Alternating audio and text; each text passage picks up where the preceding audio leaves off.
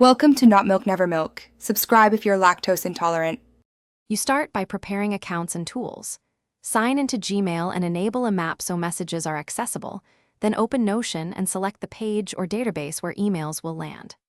Once done, pick an integration path, Zapier, Make, or Notion's email-to-page feature, because the method determines required credentials and triggers.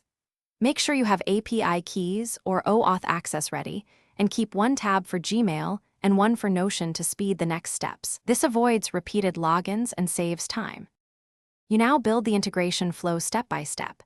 In Zapier or Make, create a new workflow and select Gmail as the trigger. Choose New Email, Labeled Email, or a search filter to limit what flows in. Once connected, test the trigger with a recent message so you see data fields.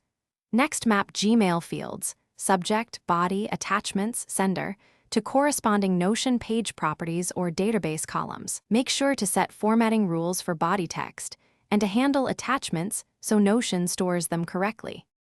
You finish by running a full test, send an actual email that meets your trigger, and confirm a Notion page or database entry appears with the right fields and attachments. Once validated, set the workflow to active, adjust schedules or filters for volume control, and enable error alerts so you're notified when something breaks. If things go wrong, reauthorize Gmail and Notion connections, check API usage limits, and inspect the integration logs for failed runs. That log usually points to permission or mapping errors you can fix.